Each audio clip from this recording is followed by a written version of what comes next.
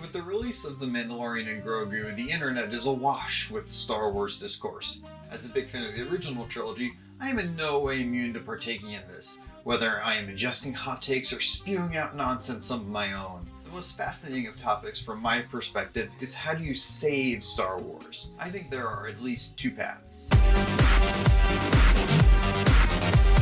In case you're saying, hold up, why does Star Wars need saving? Didn't The Mandalorian and Grogu just make a bunch of money at the box office and please both critics and audiences alike? Yes, this is true. But as we look deeper at how much money the movie made and how people actually felt about the movie, the reason for this topic gaining so much momentum becomes clear. The first possibility for saving Star Wars is probably the most obvious. Take all the most popular characters from the post-Return of the Jedi Disney Plus TV shows and put them all together in one movie, with recasted versions of the heroes from the original trilogy, and just do a loose adaptation of the Grand Admiral Thrawn expanded universe novels. This is clearly what the most hardcore Gen X and millennial segments of the fanbase would be inclined to go see, and while it doesn't solve Disney's streaming subscription issues, it would at least be a huge boon to their movie division not seen since The Force Awakens was released in 2015, and would certainly fuel their theme park and merchandise divisions. How can I be so sure? The Thrawn Trilogy is super popular with dorks like myself, and we will spread the gospel from Reddit to Facebook for Disney at no cost to them. Also, the source material is actually pretty good, and gives the creative team a clear starting point. Adaptation, while not without its pitfalls, is clearly a lot easier than making stories out of whole cloth. If we've learned anything by watching Star Wars over the last decade or so, I think it's that. The original trilogy is packed with established, interesting characters that everybody loves. While recasting Luke, Leia, and Han will be controversial, it's also pretty obvious that it's totally unavoidable at this point in time. Since Carrie Fisher passed away some years ago, and obviously Harrison Ford and Mark Hamill have aged out of their roles for this era of the timeline, there's no other choice. And I think the Mandalorian CGI Luke Skywalker, as well as the Rogue One CGI Grand Moff Tarkin experiments have made it clear that while this technique may eventually become viable, nobody wants it. The idea that AI is going to replace actors is ludicrous. I know this because we've had the ability to watch computers play chess against each other for decades, and we don't do it. We could just watch computers do speedruns of Super Mario Bros., but we don't. We could just have the best AIs in the world face off at video game championships, but we don't. Humans as a group clearly have no interest in watching computers do human stuff. We obviously want computers to do stuff we don't want to do, but we don't want to watch them do stuff that we enjoy doing. That much is clear. I don't see why that would change, and if AI doesn't work with the audience when it's new and exciting, I don't see how it's going to work when it becomes old hat, and we're basically there now. Sorry, I'm rambling. The idea for this proposed trilogy is you use the 3 Thrawn books as the basis for the story with Luke, Leia, and Han, but you add in Ahsoka, the Mandalorian, Grogu, maybe sneak some Ezra in there, but the difference maker is Mara Jade. Star Wars EU fans have been clamoring for her to make an appearance in live action basically since she burst upon the scene when Heir to the Empire was released in 1991. Do a search for Mara Jade. Fanfiction, the fan art, the message board discussions, it's endless. Remember when they put her on the cover of Star Wars magazine 25 years ago? People went bonkers. And Grand Admiral Thrawn has a lot of potential as a villain. I'm more of a Captain Pelion guy, that's just me. There's a recurring bit in the books where Thrawn examines the art of a culture and uses that to predict their battle strategy. And I think this needs tweaking, but it could stick around in some form. Something about how he uses that as a basic understanding of their culture, but exploring Thrawn's vast military genius could be really interesting. So that's one way you could save Star Wars. Give the people what they want, an expanded universe favorite with just a dash of Filoni baloney. But there's another path Disney could pursue with Star Wars, and I think it's the one they probably should take. They shouldn't save it.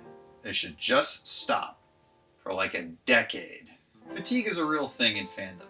I've experienced this firsthand many times. First in comics, and then later in general audience media franchises. Comic books would do this thing I refer to as event fatigue. Basically, all the stories running through all their different books would coincide into one big universe-shattering event that would change everything. But, like, change everything, because at some point you gotta go back to releasing comic books every month, and that month is this month. Then the events started getting closer together. First they'd be every couple of years. Things would build kind of gradually and culminate naturally. Then they started being every year. and then like every 6 months, and then like every quarter, and then like individual characters would be having events all their own. It turned into a washing machine that only had a spin cycle, and it got old. Movie franchises are like this now. Franchise fatigue is not just for comic book movies. It's a plague that's hit all of them. Star Wars, Lord of the Rings, Star Trek, Transformers, Marvel, DC, they just won't go away. And the only thing you can do that's worse than putting out bad product is flooding the marketplace. And then your stories are just not special anymore. Marvel's the biggest offender in this category. Since the Disney Plus era began in earnest after Avengers Endgame, they just kept pumping out Marvel content, and at some point I was so behind I just gave up. It's probably not even that many hours of content. Like if I compared all of the Disney Plus Marvel TV shows as a runtime against, say, 2 seasons of Star Trek The Next Generation, the runtimes are probably pretty close. The quality's not close, but that's neither here nor there. Well, I guess it's sort of here, or is it there? I'm rambling again. How did the people that got Blip take control of everything as soon as they got back? Wouldn't the people who didn't get Blip be totally dug in and have changed everything during the 5 years that they had total control of the planet? What was the plot of the Captain America and the Winter Soldier show? Sorry, we're getting back on track. I think Disney should stop making Star Wars for a long time and just let it breathe. Make us miss Star Wars. Spend the next decade developing some scripts. Don't make a list of things you think would be cool to see in a Star Wars movie. Just have a good writer adapt one of the better novels that Disney already owns. Or create a new character with some depth. Yeah, I don't want to spoil the ending for you, but Disney's never gonna do that unless Star Wars movies start taking a huge bath at the box office. I mean, I'm talking about a scenario where a movie with a $165 million budget generates an $80 million box office worldwide. Like a total catastrophe scenario. That's the only thing that's going to get Disney to stop making Star Wars content. If you hate the word content, I hate it too, but here we are. I used to have this expression that I would constantly torture my family with. Disney's business is nostalgia, and business is a booming. Except it's not anymore. You can't be nostalgic for something that never goes away, because you don't have any time to miss it. Check this out. A live-action Moana remake is coming out this year. For the original animated movie's 10-year anniversary, I guess? 10 years? If you saw this movie when you were 5, you're 15 now. You're literally still a child, and Disney is trying to appeal to your nostalgia. I cannot express to you how truly insane I find this situation conceptually.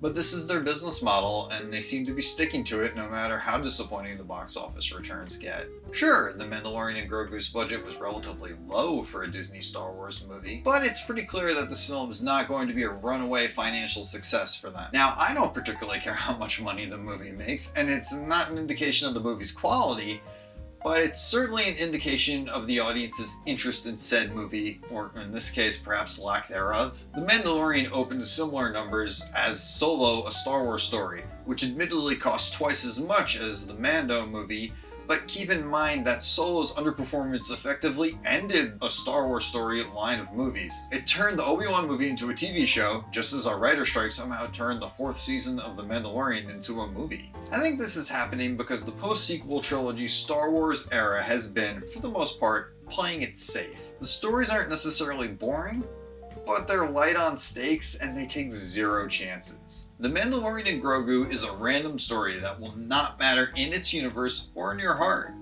It's just a mediocre, inoffensive entertainment product designed in a lab to make sure no one cancels their Disney Plus subscription. Ultimately, I think we can look forward to a new Star Wars movie or TV show every year until the series becomes unprofitable, or until we're all dead because AI ruined all the water.